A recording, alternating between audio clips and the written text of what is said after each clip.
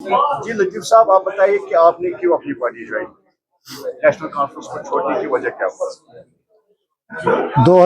2014 में लोगों ने पीडीपी को एक भारी मैंडेट से जिताया।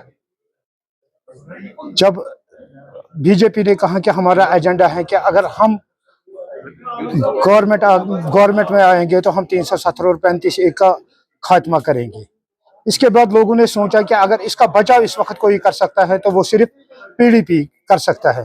तो यहाँ के लोगों ने बढ़ चढ़ कर पीडीपी को मैंडेट दे दिया।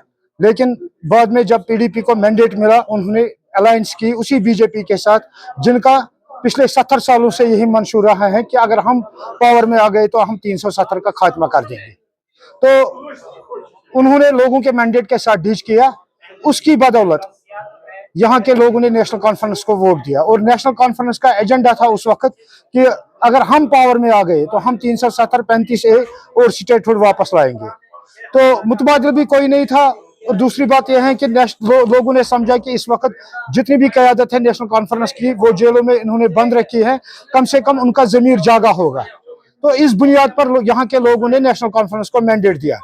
लेकिन जब नेशनल कॉन्फ्रेंस पावर में आ गई तो उन्होंने भी अपने मैंडेट के साथ डील किया, ठीक उसी तरह किया जिस तरह पीडीपी ने किया। अपनी पार्टी ज्वाइन करने का कोई खास वजह? अपनी पार्टी को तो अभी तक हमने आजमाया नहीं। पीडीपी को हमने माजी में आजमाया, नेशनल कॉन्फ्रेंस को हमने माजी में आजमाया। मैं चाहता हूं कि अल्ताफ साहब को भी एक मौका दिया जाए, क्योंकि पीडीपी को मौका मिल गया, उन्होंने क्या किया ये सबको पता है। नेशनल कॉन्फ्रेंस को मौका मिल गया, उन्होंने क्या किया वो सबको पता है। अब हम चाहते हैं कि अल्ताफ साहब को भी एक मौका दिया जाए, क्योंकि अल्ताफ साहब किसी सियासी पार्टी से बिलोंग नहीं करता है, किसी सियासी खानदान से बिलोंग नहीं करता है। वो जो भी बात बोलता है वो स्ट्रेट फॉरवर्ड बात बोलता है।